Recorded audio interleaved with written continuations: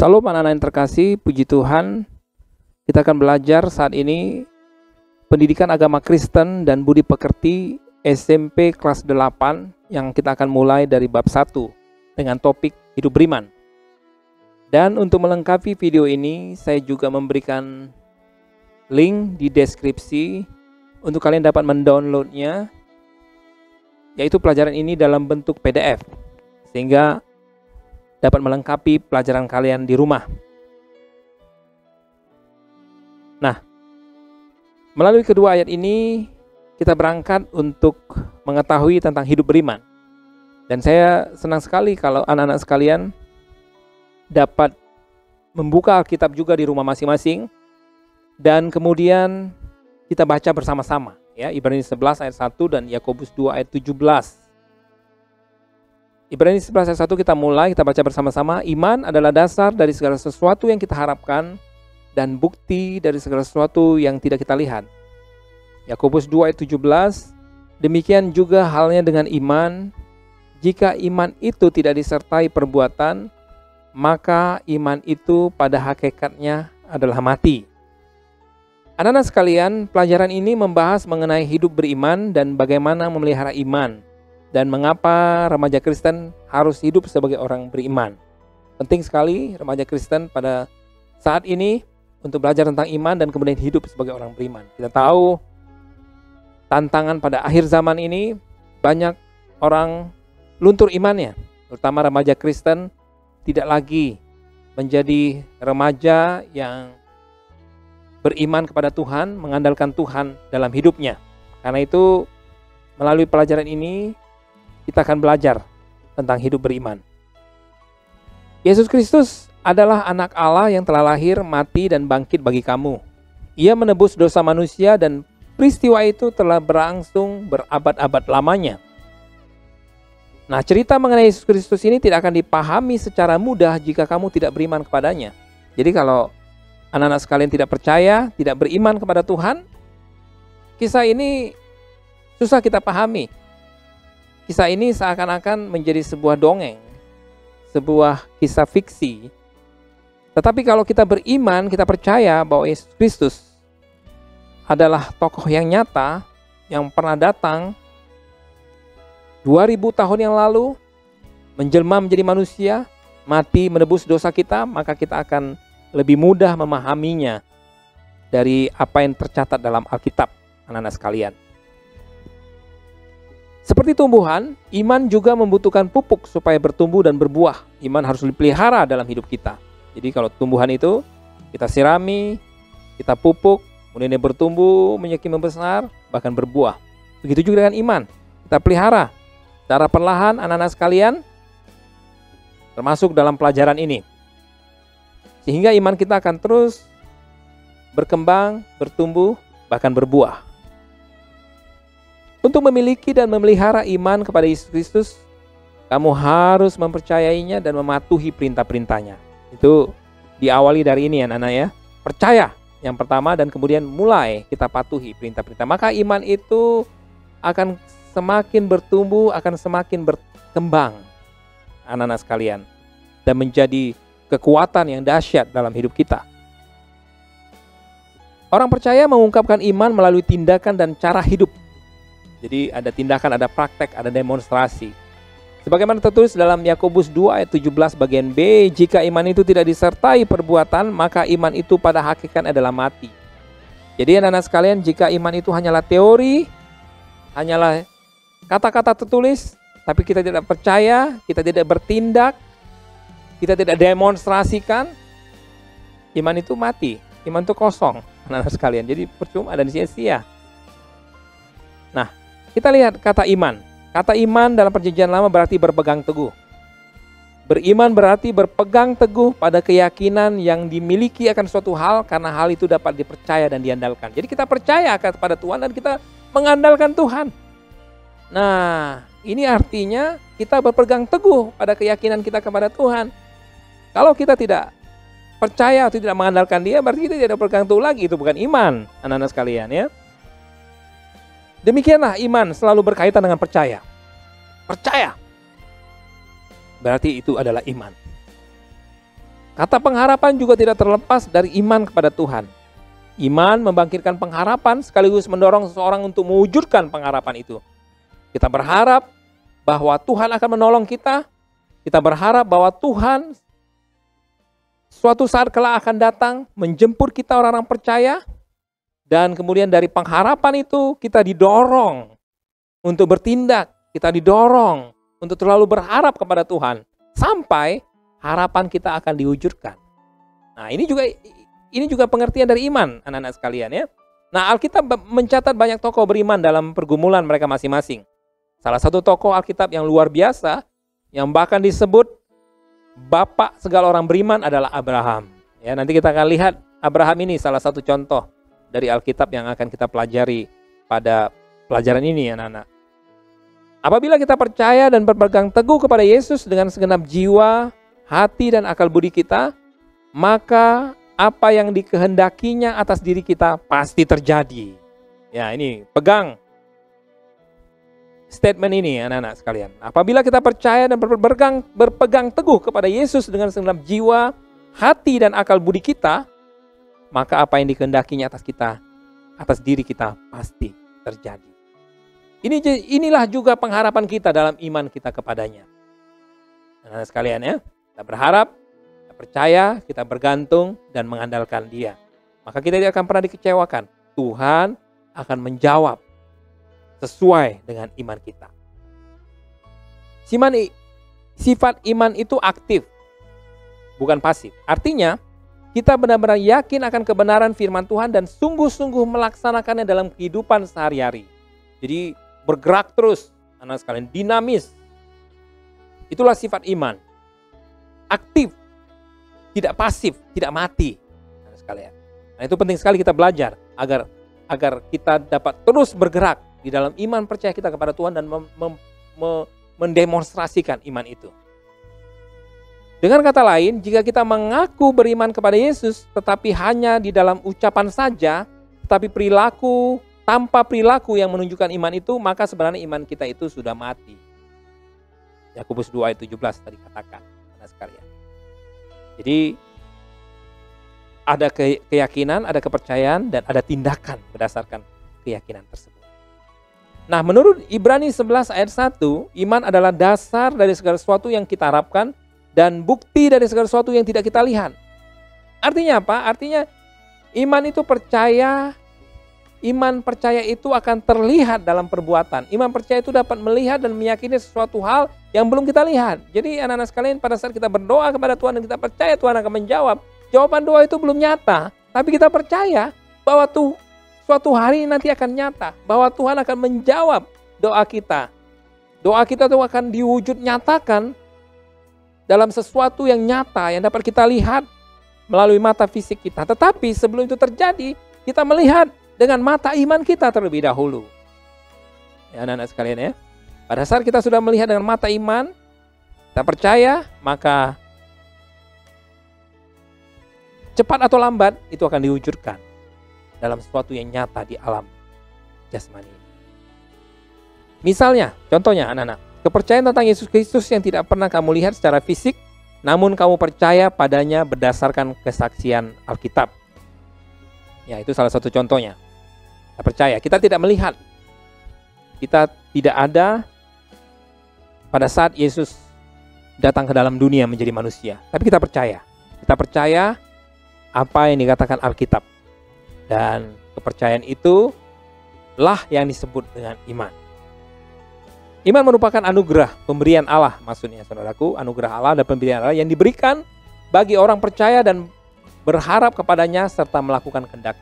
Orang yang percaya kepada Tuhan, berharap kepada Tuhan, serta melakukan kehendak-Nya, kita diberikan anugerah itu. Tidak semua orang, saudara-saudaraku. Orang yang menolak, orang tidak percaya, anugerah itu tidak diberikan. Kita bersyukur, anak-anak sekalian, remaja-remaja Kristen yang melihat video ini, kita bersyukur. Ini adalah satu anugerah Tuhan kepada setiap kita, bahwa kita diberikan iman. Dan iman itu sekali lagi harus dipelihara, harus diberi pupuk, harus disirami, agar iman terus bertumbuh dan menjadi iman yang kuat, iman yang luar biasa. Jadi dalam iman itu ada unsur percaya dan pengharapan. Yakin dan berharap keyakinan kita itu akan terwujud. Beriman artinya mengamini janji-janji Allah di dalam Yesus Kristus dengan segenap hati, akal budi, dan perbuatan. Ya, mengimani dan mengamini, saudara ya, anak-anak sekalian ya. Iman, percaya, amin itu sesuatu terjadi.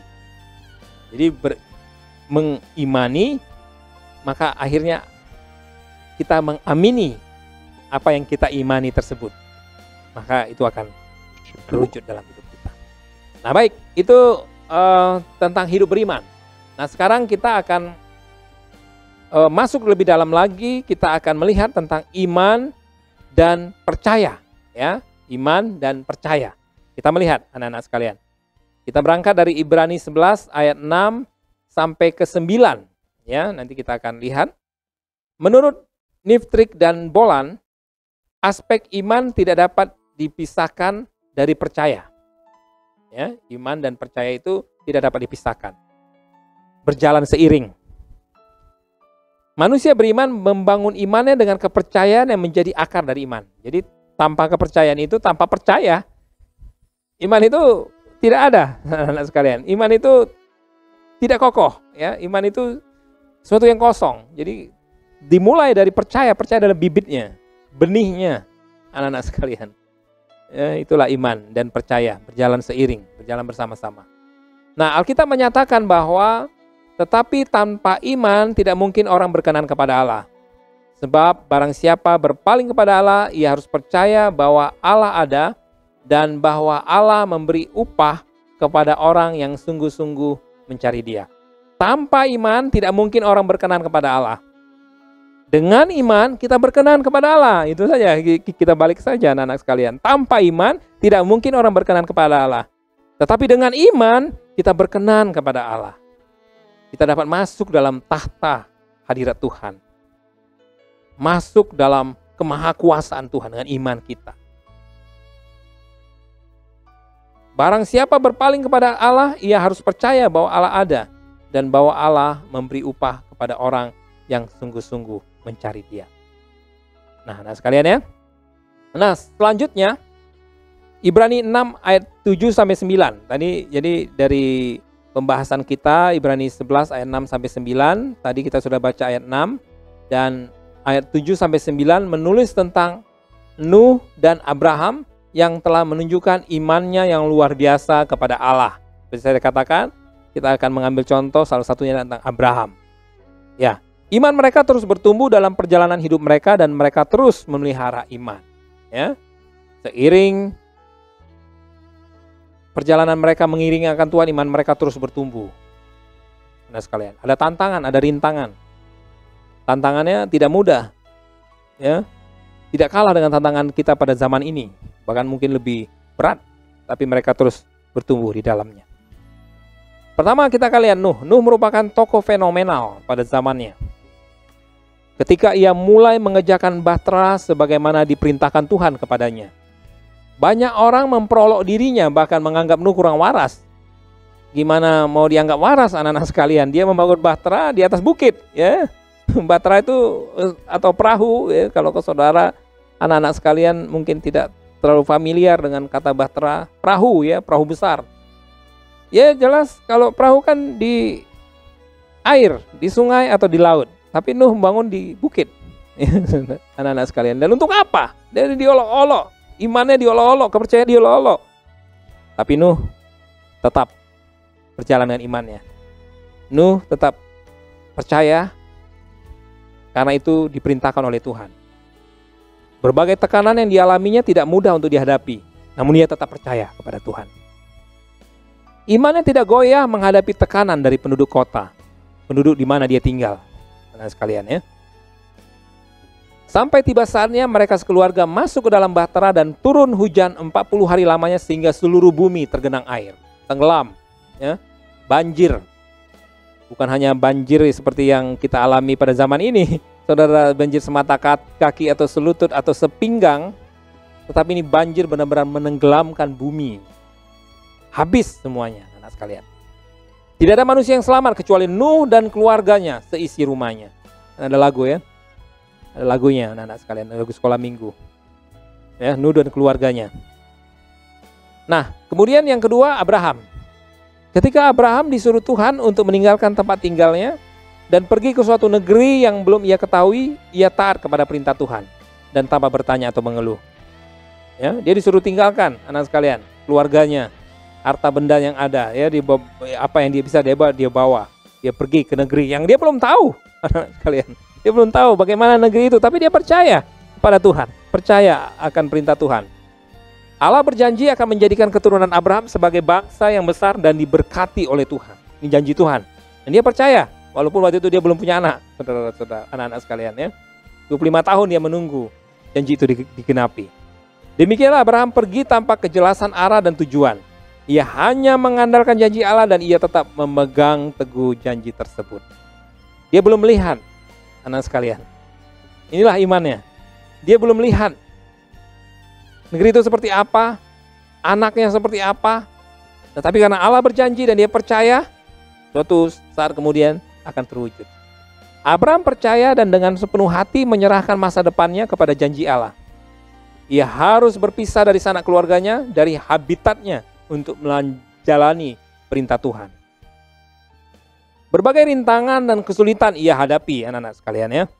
Puncak dari perjuangannya adalah ketika Tuhan meminta Abraham mempersembahkan Ishak sebagai korban baginya. Nah, anak-anak, Ishak adalah anak yang dijanjikan dan digenapi 25 tahun dari sejak janjinya diberikan Tuhan kepada Abraham. Nah, kemudian setelah Ishak diberikan,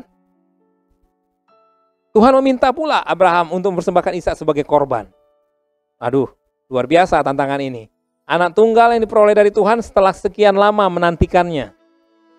Ia pun memenuhi perintah Allah untuk mengorbankan Ishak. Namun Allah meluputkan Ishak dan menggantikan dengan hewan korban bagi Abraham. Anak sekalian, ini ternyata hanyalah ujian. Tuhan tidak sungguh-sungguh meminta Abraham mempersembahkan Ishak, tapi merupakan ujian bagi dia. Dan dia lolos ujian itu. Dia pada saat mempersembahkan Ishak, Tuhan katakan jangan. Dan Tuhan mempersembahkan hewan korban bagi Abraham, ya, hewan korban. Kemudian melalui ujian ini Abraham disebut sebagai bapa orang beriman. Nah, dari Ishak lahirlah keturunan ilahi, ya, anak-anak sekalian, ya, keturunan yang menghasilkan generasi penerus Yakub dan kemudian 12 suku Israel yang saat ini kita kenal sebagai orang Israel, dan kemudian dari orang Israel ini lahirlah Juru Selamat, Sang Mesias yang menyelamatkan umat manusia yang percaya, ya, dari hukuman kekal. Nah, bacalah lebih lengkap kisah ini di dalam Kejadian 22 ayat 1 sampai 14. Riwayat Nuh dan Abraham dapat menjadi petunjuk bagi kita. Merupakan petunjuk. Bagaimana manusia beriman menampakkan iman dan percayanya kepada Tuhan. Kalau kita mau melangkah di suatu tempat, kita lihat maps, ya, kita lihat peta, itu merupakan petunjuk supaya kita jangan tersesat, jangan salah melangkah. Nah, kisah Abraham, Nuh dan Abraham ini salah satunya adalah menjadi petunjuk bagi kita, ya, supaya kita belajar untuk beriman dan menunjukkan percaya kita kepada Tuhan. Mereka bertindak menyenangkan hati Tuhan. Tindakan Nuh dan Abraham didasari oleh aspek percaya kepada janji Tuhan. Mereka mengenal Tuhan yang ia percayai. Mereka merasakan kedekatan dengannya. Mereka membangun relasi atau hubungan yang intim dengan Tuhan. Dan berkomunikasi secara teratur. Nah, perhatikan anak-anak sekalian, ya. Ini adalah dalam kisah Nuh dan Abraham ini, kita melihat beberapa aspek dari percaya. Mereka mengenal Tuhan yang dipercayai, mereka merasakan kedekatan dengannya, mereka membangun relasi atau hubungan yang intim dengan Tuhan, dan kemudian berkomunikasi dengannya secara teratur. Jadi iman itu aktif, anak sekalian, ya, aktif setiap hari, terus bergerak, terus ada di dalam hidup kita. Kalau kita sungguh-sungguh beriman, hubungan dengan Tuhan dibangun berdasarkan pengenalan, kedekatan, serta pengetahuan akan Tuhan yang melibatkan seluruh diri mereka, baik hati nurani maupun akal budi. hati nurani, ya, maupun akal budi mereka, pengetahuan maupun roh mereka, jiwa mereka, semuanya ada di dalam, terlibat di dalam iman mereka, anak-anak sekalian. Jadi tidak hanya pengetahuan saja, tetapi juga hati nurani. Dalam kitab Perjanjian Baru ada dua peristiwa yang dapat diangkat sebagai contoh dalam kaitannya dengan aspek percaya. Tadi di dalam Perjanjian Lama yaitu Nuh dan Abraham. Nah, dalam Perjanjian Baru juga ada banyak contoh, tetapi dalam pelajaran ini ada dua peristiwa yang kita jadikan contoh. Pertama, perempuan Kanaan. Matius 15 ayat 21 dan 28. Anak-anak sekalian dapat baca di sana. Anak dari perempuan Kanaan ini kerasukan setan dan amat menderita, ya, kemasukan, anak sekalian ya. Ketika ia mendengar Yesus sedang berada di daerah dekatnya, perempuan ini segera pergi ke sana dan meminta Yesus menyembuhkan penyakit anak perempuannya. Dia datang kepada Yesus dan minta Yesus sembuhkan. Yang menarik adalah Yesus ternyata tidak mempedulikan permintaan tolong perempuan Kanaan ini. Perempuan Kanaan itu, anak-anak sekalian, ini ada juga semacam ujian baginya. Perempuan itu terus berusaha dan mendekati Yesus sambil memohon. Perkataan Yesus kemudian sebenarnya bisa sangat menyakitkan hatinya. Tetapi perempuan itu tidak peduli. Mau ngomong apa nggak peduli. Dia tetap meminta tolong Yesus. Dia percaya bahwa Yesus sanggup menyembuhkan anaknya. Dia terus, tolonglah Yesus, tolonglah. Sembuhkanlah anakku ya guru, guru, rabi. Sembuhkan anakku rabi. Dia terus memohon. Oleh karena melihat keteguhan hati perempuan Kanaan itu, Yesus pun mengabulkan permintaannya dengan menyembuhkan penyakit anaknya itu. Nah, haleluya, anak-anak sekalian ya. Kalau kita meminta sesuatu daripada Tuhan dan belum dijawab, terus berdoa, terus meminta. Mintalah maka akan diberi, carilah maka kita akan mendapatkan, ketuklah maka pintu akan dibukakan bagi kita. Janji Tuhan kepada setiap orang yang berdoa dan percaya. Kedua, Yesus menyembuhkan perwira di Kapernaum. Yaitu dapat anak-anak lihat dalam Lukas 7 ayat 1 sampai 10. Ya. Ini adalah seorang perwira Romawi yang tinggal di Kapernaum. Hamba perwira Romawi ini mengalami sakit keras. Dan perwira ini sangat mengasihi hambanya itu. Dia sayang sama hambanya. Walaupun itu adalah hambanya, pembantu rumah tangganya, tapi dia sangat mengasihi. Ketika mendengar Yesus memasuki kota Kapernaum, ia mengutus beberapa orang suruhannya untuk minta Yesus menyembuhkan penyakit hambanya itu. Yesus pun mengabulkan permintaan perwira ini. Pada waktu ia mengetahui bahwa Yesus bersedia menyembuhkan hambanya, justru perwira Romawi merasa dirinya tidak pantas menerima kehadiran Yesus di rumahnya. Ya, cukup menarik kisah ini. Pertama dia minta Yesus untuk menyembuhkan hambanya. Pada saat Yesus mengatakan, oke, saya akan pergi ke sana. Nah, perwira Romawi ini merasa dia tidak pantas menerima kehadiran Yesus. Ia hanya meminta Yesus untuk menyembuhkan hamba itu dari jauh. Karena ia percaya tanpa perlu datang ke rumahnya pun, Yesus sanggup menyembuhkan hambanya. Ya, jadi, anak sekalian pesan dia, kalau memang Yesus oke, dia utus orang, ya minta Yesus sembuhkan hambanya. Kalau pada saat Yesus oke, nah katakan kepada guru Yesus itu, dia nggak perlu ke rumah kita, dia nggak perlu ke rumah saya. Cukup dia ucapkan sepatah kata, saya yakin hamba saya akan disembuhkan oleh perkataan Yesus itu. Demikianlah Yesus memuji iman perwira Romawi itu dan menyembuhkan hamba yang sakit. Nah, saat Yesus katakan sembuh, anak-anak sekalian, hamba dari perwira Romawi itu sembuh. Nah, Yesus memuji, luar biasa keyakinan atau iman dari perwira Romawi tersebut. Nah, kesimpulan dari dua cerita dalam Perjanjian Baru tersebut adalah apabila kita percaya dan berpegang teguh kepada Yesus melalui firman-Nya dengan segenap jiwa, hati, dan akal budi, maka apa yang dikehendakinya atas diri kita pasti terjadi. Anak-anak sekalian, kita percaya dan berpegang teguh kepada Yesus dengan segenap hati, dengan segenap jiwa dan akal budi. Segala yang ada dalam diri kita, otak, pikiran kita, pengetahuan kita, jiwa kita, perasaan kita, kita semuanya bersatu di dalam keyakinan dan kita mengandalkan Tuhan. Keyakinan dan percaya kita kepada Tuhan. Kita berpegang teguh kepada Yesus. Inilah pengharapan kita dalam iman padanya. Nah, anak-anak sekalian, inilah iman dan percaya. Ya, sifat iman itu aktif, artinya kamu harus benar-benar yakin akan kebenaran firman Tuhan dan sungguh-sungguh melaksanakan dalam kehidupan sehari-hari. Aktif, terus bergerak, terus bertumbuh. Karena itu harus terus dipelihara. Dengan kata lain, jika kita mengaku beriman kepada Yesus, tetapi hanya di dalam ucapan saja, tanpa perilaku yang menunjukkan iman itu, maka sebenarnya iman kita itu sudah mati. Ya, anak sekalian ya, kalau hanya di dalam ucapan saja. Jadi harus ada perbuatan, harus ada tindakan, harus didemonstrasikan. Nah, baik, kemudian kita akan masuk dalam topik selanjutnya, yaitu memelihara iman. Masih dalam hidup beriman dalam bab ini, tapi subbabnya yaitu memelihara iman. Kita lihat dalam 2 Timotius 4, ini merupakan tips yang diajarkan oleh Rasul Paulus kepada muridnya yang bernama Timotius. 2 Timotius 4 ayat 7-8 di sini katakan Rasul Paulus menulis, "Aku telah mengakhiri pertandingan yang baik, aku telah mencapai garis akhir dan aku telah memelihara iman."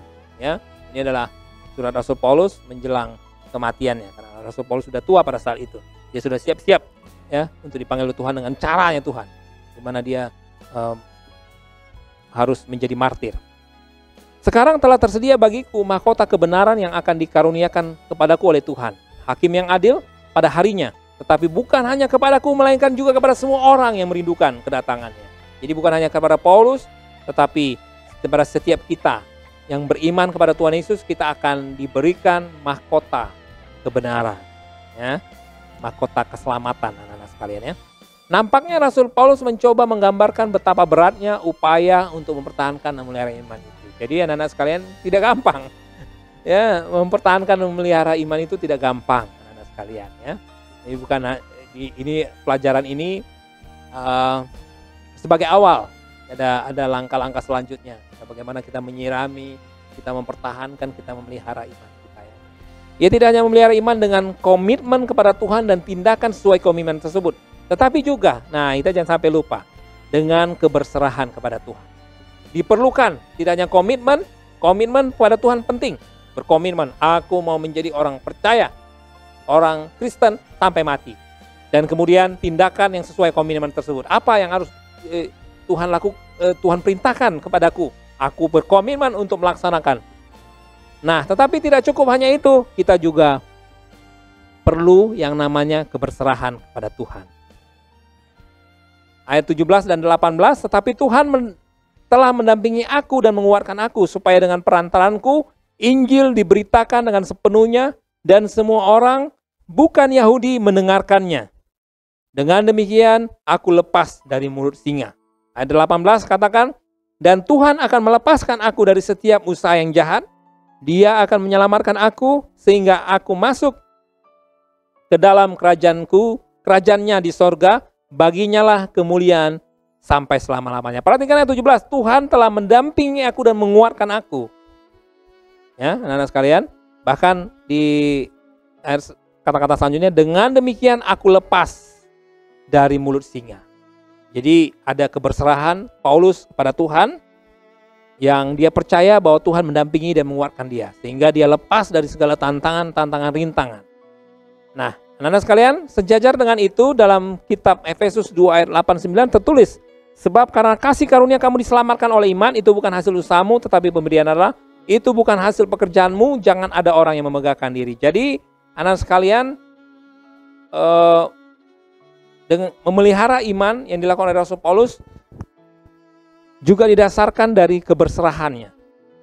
Jadi bukan karena hasil usaha dan perbuatan dia, tetapi karena anugerah, karena kekuatan yang diberikan Tuhan kepada Rasul Paulus, dan begitu juga kepada setiap kita. Itulah cara Paulus memelihara iman dan pengalaman, dan ini ia bagikan kepada Timotius. Jadi anak-anak sekalian, komitmen perlu, tindakan untuk melakukan komitmen itu perlu, tetapi jangan melakukan dengan usaha, hanya dengan usaha kita sendiri. Dengan kekuatan kita tidak akan mampu, anak-anak sekalian. Ya, kita tidak mampu karena begitu sulit sebenarnya memelihara iman ini. Tetapi jika kita berserah, kita bergantung kepada Tuhan, anak-anak sekalian, kita akan dikuatkan, kita akan dimampukan. Manusia beriman harus selalu mendekatkan diri kepada Tuhan, kepada Allah, dan melakukan kehendak-Nya. Kita harus mendekatkan diri. Melalui doa, orang beriman bisa datang lebih dekat kepada Tuhan. Doa menjaga relasi orang beriman dengan Allah menjadi semakin akrab sehingga Allah semakin dikenal. Dengan doa kita dapat mengetahui apakah kehendak Allah dalam hidup ini. Jadi penting sekali doa, anak sekalian ya. Penting sekali kalian berdoa, kalian tidak hanya belajar pelajaran ini, tapi mulai dengan pada saat ini kalian mulai belajar juga berdoa. Doa adalah tindakan iman, anak sekalian. Ya, kalau kita tidak beriman, tidak mungkin kita bisa berdoa. Kepada siapa kita berdoa? Kalau kita tidak yakin kepada Tuhan. Ya, pada saat kita mulai belajar berdoa, kita mulai belajar untuk meyakini Tuhan, untuk bercakap-cakap dengan Tuhan. Nah, oke. Itulah bagaimana memelihara iman menurut Rasul Paulus yang disampaikan kepada muridnya, yaitu Timotius. Nah, sekarang kita akan melihat kisah Daniel beserta teman-temannya. Ini adalah ciri-ciri orang yang memelihara iman. Tiap manusia mempunyai harapan akan kebahagiaan sejati yang telah ditanamkan dalam setiap hati manusia. Harapan ini adalah suatu keinginan hati berdasarkan iman. Jadi kita mempunyai harapan. Bahkan setiap anak-anak sekalian pasti punya cita-cita, ya, punya harapan mau jadi apa suatu hari nanti. Ini adalah bibit untuk kita melangkah. Ya, kalau kita tidak punya cita-cita, kita tidak punya harapan, kita jadi sama saja dengan orang yang putus asa. Tanpa iman, maka manusia tidak akan mempunyai pengharapan. Harapan inilah yang membuat manusia bertahan menanggung segala macam penderitaan dan kesulitan hidup, karena berharap akan kehidupan kekal di surga. Kita berharap akan kehidupan kekal di surga. Ini membuat kita bersemangat, anak sekalian ya. Ada penderitaan yang kita alami, ada rintangan kita hadapi di bumi, itu bisa kita atasi atau membuat kita tetap bersemangat karena kita tahu ada kehidupan yang akan datang, adalah kehidupan yang luar biasa, kehidupan yang tak terkatakan indahnya, tidak bisa dibandingkan dengan bumi ya. Ribuan kali indahnya daripada bumi ini ya, hebatnya dan indahnya. Harapan yang membuat manusia dapat berdiri tegak di tengah-tengah berbagai persoalan dan tantangan kehidupan. Orang yang memelihara iman adalah mereka yang memiliki sikap berikut: bijaksana dalam memposisikan diri di tengah krisis yang sedang dihadapi. Dalam Daniel 1 ayat 8, Sadrak, Mesak, dan Abednego memiliki iman bahwa pembuangan yang dialaminya memiliki dimensi pengajaran sehingga mereka peka bagaimana seharusnya mengambil sikap. Ya, jadi dalam masa pembuangan orang-orang Yahudi di sana, orang Yahudi di negeri asing, ya, mereka justru belajar sini. Di sana, Sadrak, Mesak, Abednego, teman-teman dari Daniel, mereka dapat belajar bagaimana berharap dan percaya kepada Tuhan. Karena iman, mereka tidak menyantap makanan yang diberikan raja dengan kemewahannya. Jadi setiap Daniel beserta rekan-rekannya adalah pemuda-pemuda pintar yang dikumpulkan oleh raja. Ya. Mereka adalah 4 pemuda Yahudi yang bergabung dengan pemuda-pemuda lain dari seluruh suku, kaum, dan bahasa yang ada di negeri itu. Mereka diberikan makanan yang mewah, tetapi mereka tidak mau menyantapnya. Karena itu bagian dari melanggar dari perintah Tuhan. Makanan yang diberikan ini tidak sesuai dengan yang diperintahkan Tuhan, dilarang oleh Tuhan. Nah, ini adalah bagian dari imannya. Karena iman, mereka percaya akan lebih bugar dengan santapan sederhana. Itulah praktik peran iman mereka, yaitu tahu memposisikan diri di tengah krisis. Ya, walaupun santapan sederhana, yang mungkin boleh katakan sayur mayur, bukan makanan-makanan yang dilarang oleh Tuhan, tapi mereka percaya mereka lebih sehat. Kemudian mereka tidak mau menyembah patung berhala raja meskipun diancam hukuman berat. Mereka tidak mau. Yang lain mau, tapi mereka tidak mau. Sebagai akibat dari ketaatan kepada Tuhan, mereka dicampakkan dalam api yang bernyala, namun Tuhan menyelamatkan mereka. Hasilnya raja pun takluk kepada Tuhan yang mereka sembah. Anak-anak sekalian, pada saat mereka dimasukkan dalam perapian api yang menyala yang sangat panas, bahkan yang melemparkan mereka ke dalam, mati, kebakar, saking panasnya api di dalam. Tapi anak-anak sekalian, ternyata mereka tidak apa-apa. Ya, tidak apa-apa. Bahkan pada saat diintip dari luar, Ternyata bukan, mereka tidak hanya 3, yang dimasukkan 3, tapi mereka dilihat 4. Ada satu sosok yang tidak ketahui. Itu adalah Tuhan yang datang memberi kekuatan kepada mereka. Nah, kemudian yang kedua, tetap menghormati norma sosial masyarakat. Jadi orang beriman tetap menghormati, anak-anak sekalian. Konteks hidup Daniel dan kawan-kawan di tengah lingkungan pluralistik, yaitu yang berbeda-beda, mirip dengan konteks Indonesia yang majemuk. Jadi banyak suku, kaum, dan bahasa. Nah, orang yang memelihara iman tetap menghormati, anak-anak sekalian, ya, tidak jadi membenci atau tidak bergaul dengan suku lain, dengan agama lain, tetapi tetap menghormati. Namun Daniel yang beriman tidak menjadikannya langsung menolak semua norma sosial masyarakat, ya. Daniel yang beriman tidak menjadikan langsung menolak. Kita beriman kepada Tuhan Yesus bukan berarti kita menolak, anak sekalian, norma sosial masyarakat, adat istiadat masyarakat yang berkembang di sekitar kita. Contoh, Daniel mengikuti kebiasaan setempat dalam memberi salam kepada raja, dan dia tidak berkeberatan ketika nama mereka diganti dengan nama Babel, ya. Jadi nama Daniel pun diganti dengan nama Babel. Ya, tadi Sadrak, Mesak, Abednego itu nama adalah nama pemberian, ya. Kemudian yang ketiga, menerima keterbatasannya sebagai manusia. Manusia adalah makhluk yang diciptakan oleh Tuhan. Sebagai ciptaan, manusia memiliki keterbatasan, ya. Kita semua memiliki keterbatasan. Dapatkah kamu menyebutkan apa saja keterbatasan manusia? Ya, anak sekalian, ya. Dapatkah? Saya rasa banyak, ya. Saya rasa banyak yang bisa kita jawab. Kemudian karena keterbatasan itu, maka manusia menggantungkan hidupnya pada Tuhan. Karena kita sadar bahwa kita terbatas, anak sekalian, justru itu membuat kita harus beriman, kita menggantungkan hidup kita kepada Tuhan. Percaya dan memberikan diri dipimpin oleh Tuhan tidak berarti manusia bersikap pasif. Orang beriman termotivasi untuk belajar dan bekerja dengan giat, ya. Anak sekalian, percaya bahwa Tuhan memegang kendali bukan berarti kita bersikap pasif. Kita tidak perlu belajar, kita harus bekerja dengan giat. Kalau Tuhan memberkati kalian yang akan ujian, tidak perlu belajar, nanti Tuhan berikan kepintaran secara tiba-tiba. Tidak demikian, anak-anak, ya. Kita harus sadar menerima keterbatasan sebagai manusia. Keterbatasan kita justru itu membuat kita berharap kepada Tuhan dan melakukan tindakan apa yang menjadi bagian kita. Kita belajar, yang sudah bekerja dengan giat. Dan kemudian yang keempat, terus menjaga dan membina hubungan yang akrab dengan Tuhan melalui doa dan membaca Alkitab. Ini ciri-ciri orang yang memelihara iman. Berbagai persoalan yang dihadapi dalam hidup, baik itu menyenangkan maupun tidak, dalam segala situasi orang beriman tetap memelihara hubungan yang akrab dengan Tuhan, ya. Kita tetap memelihara hubungan yang akrab dengan Tuhan, anak sekalian. Hal itu dilakukan melalui kesetiaan dalam berdoa dan membaca Alkitab. Dan yang terakhir, yang kelima, tetap setia apapun keadaannya. Orang beriman tetap setia dan percaya pada Tuhan dalam menghadapi berbagai masalah kehidupan. Iman mereka tidak pernah surut dan tidak hilang percaya kepada Tuhan. Apapun keadaan yang mereka alami. Seperti Daniel, Sadrak, Mesak, Abednego menghadapi tantangan-rintangan, tetapi mereka tetap percaya kepada Tuhan.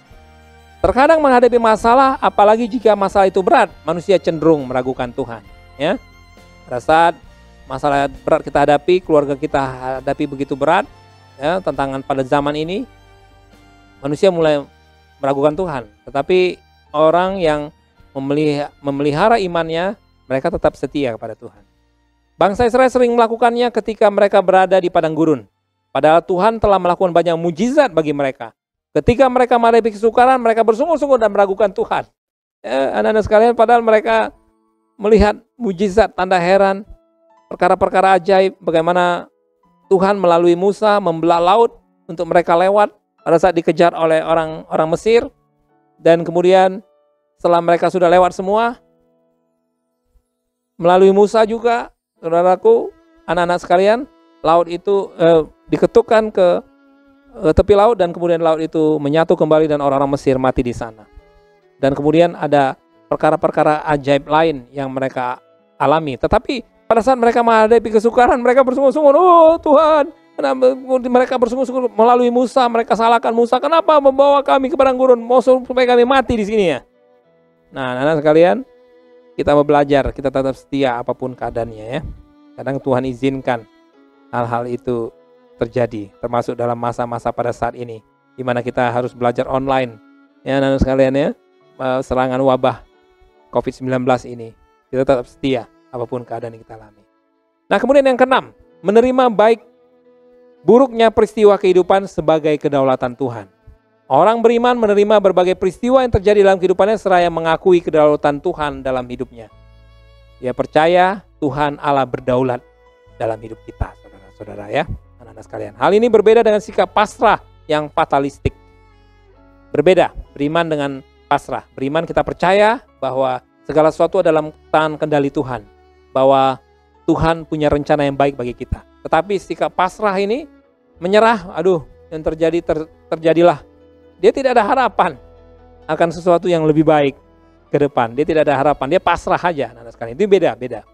Tentu saja dalam menghadapi masalah, orang beriman akan berupaya mengatasinya, tetapi tidak mengandalkan kemampuan sendiri, namun sambil berupaya, mereka tetap berdoa dan percaya kepada Tuhan. Jadi pada saat ada masalah, kita tetap berusaha, anak-anak sekalian ya.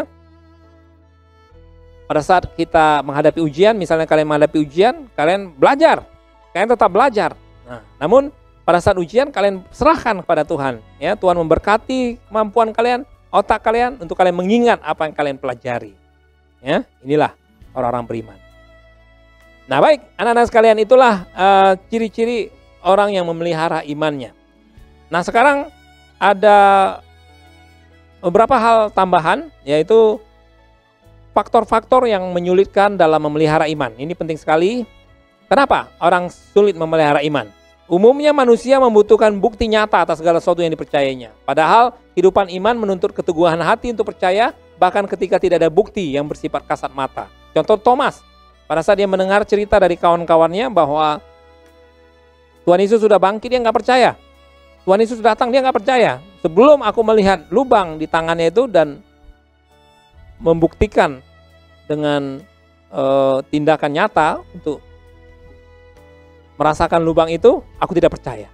Nah, akhirnya Tuhan datang, menunjukkan ada lubang di tangannya, dan dia memasukkan jarinya, dan dia akhirnya yakin. Dan Tuhan katakan pada saat itu, berbahagialah orang yang percaya namun tidak melihat. Thomas percaya setelah melihat, berbahagialah orang yang tidak percaya, orang yang tetap percaya meskipun tidak melihat, yaitu kita-kita ini ya, anak-anak sekalian ya. Hidup menyajikan dua pilihan kepada kita, bersandar kepada Tuhan atau bersandar pada diri sendiri. Tatkala Allah tidak menjawab doa sebagaimana yang kita harapkan, kita tergoda untuk bersandar pada diri sendiri atau cepat merasa kecewa dan pada akhirnya membelakangi Tuhan. Jadi ada dua pilihan, percaya kepada Tuhan atau tidak, mengandalkan Tuhan atau tidak. Nah, jadi anak-anak sekalian, inilah faktor-faktor yang menyulitkan dalam memelihara iman kita. Jangan sampai seperti itu, saudara-saudara, anak-anak sekalian ya. Ya, walaupun kita membutuhkan bukti nyata, tetapi kita percayalah bahwa pada saat Tuhan berjanji, maka Dia akan menggenapinya. Dan kemudian dalam dua pilihan ini, bersandar kepada Tuhan atau bersandar di sini, kita memilih bersandar kepada Tuhan. Nah, mengapa Allah menuntut iman dari kita? Yang pertama, iman adalah alat komunikasi atau sarana penghubung antara manusia dan Tuhan. Jadi alat komunikasi seperti handphone kita butuhkan untuk komunikasi dengan sesama pada saat ini ya. Nah, iman adalah alat komunikasi dan sarana penghubung antara manusia dengan Tuhan. Anak sekalian, yang kita terapkan melalui tindakan berdoa. Tuhan dan manusia berasal dari dua substansi yang berbeda, dua unsur atau dua inti yang berbeda. Tuhan adalah roh, manusia jasmani. Jelas, itu tidak bisa menyatu. Tuhan tidak terbatas, manusia terbatas. Dua hal yang berbeda. Tuhan itu kekal, manusia itu fana. Ya, kekal itu sesuatu yang tidak fana. Baiknya manusia fana. Iman adalah bahasa penghubung antara Allah dan manusia. Penghubung, ya, bahasa penghubung. Kemudian yang kedua, iman merupakan bukti kepatuhan kita kepada Tuhan. Iman adalah bukti pengakuan kita akan status kita sebagai ciptaan dan Ia sebagai pencipta. Kalau tadi adalah alat komunikasi, Kalau yang ini yang kedua merupakan bukti kepatuhan kita kepada Tuhan. Nah, karena itu Allah menuntut iman dari kita. Jadi kalau ditanya mengapa Allah menuntut iman dari kita? Karena iman adalah alat komunikasi atau sarana penghubung antara manusia dengan Tuhan. Dan kemudian iman merupakan bukti kepatuhan kita kepada Tuhan. Bagaimana beriman? Ya, ini penting juga, ini tambahan lagi, satu lagi. Bagaimana beriman? Beriman berarti percaya pada hal-hal berikut. Bahwa Allah mengatur hidup kita. Yang kedua, Allah menuntut pertanggungjawaban padanya, yaitu bagaimana kita hidup dan apa yang kita perbuat. Suatu hari nanti kita akan dihadapkan pada pengadilan. Ya, anak-anak sekalian ya. Orang tidak percaya, orang percaya akan dihadapkan pada pengadilan, walaupun pengadilan yang beda. Kalau kita akan dihadapkan, orang-orang yang percaya Yesus dihadapkan pada pengadilan Kristus. Ya, kita akan dituntut pertanggungjawaban bagaimana kita hidup dan apa yang kita perbuat. Kemudian Allah terlibat dalam hidup kita. Ia mengasihi kita, ia berinteraksi dengan kita, dan kemudian ia menyelamatkan kita dari dosa. Dan kemudian yang terakhir, Allah memberi upah kepada orang-orang yang sungguh-sungguh mencarinya, yaitu keselamatan dan hidup baru. Nah, jadi anak sekalian, beriman berarti percaya pada yang 4 ini. Allah mengatur hidup kita. 1. Allah menuntut pertanggungjawaban kita kepadanya suatu hari nanti, ya. Kita harus percaya. Kemudian Allah terlibat dalam hidup kita di setiap aspek kehidupan kita. Ia mengasihi kita, ia berinteraksi dengan kita. Kemudian ia menyelamatkan kita dari dosa. Kemudian yang terakhir, Allah memberi upah kepada orang-orang yang sungguh-sungguh mencarinya, yaitu keselamatan dan hidup baru. Luar biasa anak-anak sekalian. Jika kita hidup dalam iman kita kepada Tuhan, kita akan melihat sesuatu yang luar biasa. Allah bergerak di dalam hidup kita. Allah bergerak melalui kita. Iman itu aktif. Nah, rangkuman dari pelajaran ini, bagi orang Kristen, beriman berarti berpegang teguh pada keyakinan yang dimiliki tentang Yesus Kristus sebagai Tuhan dan Juru Selamat. Ini bagi orang Kristen ya. Dalam keyakinan itu kamu percaya kepada Yesus dan menaruh pengharapan kepadanya bahwa Ia menyelamatkan kamu dari dosa. Karena kamu telah diselamatkan, maka kamu menanggapi anugerah keselamatan itu dengan cara melakukan semua perintahnya dalam hidup kamu. Iman membangkitkan pengharapan sekaligus mendorong seseorang untuk mewujudkan pengharapan itu. Untuk itu kamu terdorong untuk memelihara iman dan dengan cara setia berdoa dan membaca Alkitab. Ya, jadi anak-anak sekalian, inilah rangkuman dari pelajaran kita. Sekali lagi, bagi orang Kristen, beriman berarti berpegang teguh pada keyakinan yang dimiliki tentang Yesus Kristus sebagai Tuhan dan Juru Selamat. Dia adalah Tuhan dan Juru Selamat kita. Ya, kemudian dalam keyakinan itu, keyakinan bahwa Tuhan adalah Yesus adalah Tuhan dan Juru Selamat, kita percaya pada Yesus dan menghadap pengharapannya bahwa Ia menyelamatkan kita dari dosa. Ya, Dia sudah mati menebus segala dosa-dosa kita, menggantikan kita sebagai hukuman, dan kemudian anak-anak sekalian, kita percaya dan mengharu pengharapan kepadanya. Kemudian, karena kita sudah diselamatkan, maka kita menanggapi anugerah keselamatan itu, pemberian keselamatan itu dengan cara melakukan semua perintahnya dalam hidup kita. Ya, jadi sebagai ada sebab dan akibat. Karena Dia sudah menyelamatkan kita, maka kita serahkan hidup kita untuk Dia, untuk melakukan segala perintahnya. Dan kemudian, saudaraku, anak-anak sekalian, setelah itu, iman membangkitkan pengharapan sekaligus mendorong seorang untuk mewujudkan pengharapannya itu. Ya, jadi ada tindakan, ada demonstrasi. Nah, untuk itu kita terdorong, anak-anak sekalian, dan saya juga terdorong untuk memelihara iman dengan cara setia berdoa dan membaca Alkitab. Mulai saat ini, anak-anak sekalian, ya, mulai kita setia berdoa, baca Alkitab. Mungkin kita tidak mengerti pelajaran Alkitab, pasal-pasal atau ayat yang kita baca tidak mengerti. Kalau tidak mengerti, boleh tanya Pak Jerry, boleh tanya kepada pendetanya, ya, gebalanya, boleh tanya. Tetapi kita yang penting, yang pertama kita lakukan terus belajar, terus baca, nggak ngerti nanti tanya, terus baca, ya, kemudian setia berdoa. Oke, terakhir adalah tugas. Kalian mengerjakan tugas ini dan kemudian kalian akan mengumpulkannya, ya, kepada nomor guru yang mengajar, ya, dalam saat ini, yaitu Pak Jerry yang mengajar pelajaran PAK, ya. Ini tugasnya. Pilihlah salah satu tokoh Alkitab yang ada dalam bacaan Daniel 3 atau Matius 26 ayat 20 sampai 25. Nanti kalian lihat, ya. dari ayat ini, atau dari Matius 26 ayat 69 sampai 75. Pilih salah satu tokoh dari tiga bagian Alkitab ini ya. Kemudian temukan dan catat apa yang dilakukan tokoh itu dalam memelihara iman. Temukan, catat. Tokoh itu melakukan apa dalam memelihara imannya. Tadi kita sudah menyinggung tentang Daniel, anak-anak sekalian ya.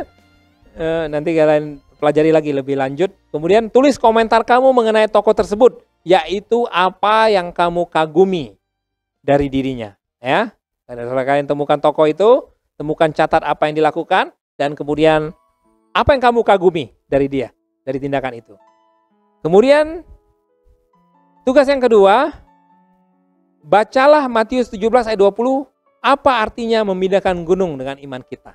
Ya, tentunya pada zaman kini bukan berarti kita di sana Tuhan Yesus katakan tentang iman memindahkan gunung, tapi kita tidak perlu memindahkan gunung untuk apa? Kalau zaman Tuhan Yesus, saudara anak-anak sekalian, mungkin bisa saja memindahkan gunung jika itu dibutuhkan. Ya, sekarang iman kita menjawab sesuai dengan zaman kita. Walaupun ini juga bisa kita memindahkan umum. Tetapi kalau kalian baca dalam Matius 17 ayat 20 itu, apa artinya memindahkan gunung itu dengan iman kita sesuai dengan konteks pada zaman ini. Ya, kalian buat. Ini dua tugas ini. Yang pertama, pilih salah satu tokoh dari tiga bagian Alkitab ini, salah satu saja ya. Nah, kemudian yang kedua, baca Matius 17 ayat 20 dan kalian jelaskan ya atau tulis apa artinya memindahkan gunung dengan iman kita. Oke, baik. Sekarang kita akan berdoa. Kita akan berdoa dengan doa penutup ini. Ya, mari kita berdoa bersama-sama. Haleluya. Terima kasih Tuhan, karena kami boleh mengenal Engkau dalam kasih dan kemuliaan-Mu. Terima kasih untuk pembelajaran hari ini. Bantu kami agar kami terus memelihara iman kepadamu, agar kami selalu teguh dalam iman dan percaya kepada Allah dalam Yesus Kristus Tuhan kami. Sebagai remaja kami menghadapi berbagai tantangan dan godaan, karena itu kami mohon agar Tuhan menguatkan kami agar kami mampu memelihara iman. Dalam nama Yesus Kristus kami berdoa. Amin. Puji Tuhan, anak-anak sekalian, inilah pelajaran kita hidup beriman, pelajaran pendidikan agama Kristen dan budi pekerti, kelas 8, bab 1. Haleluya, Tuhan Yesus memberkati.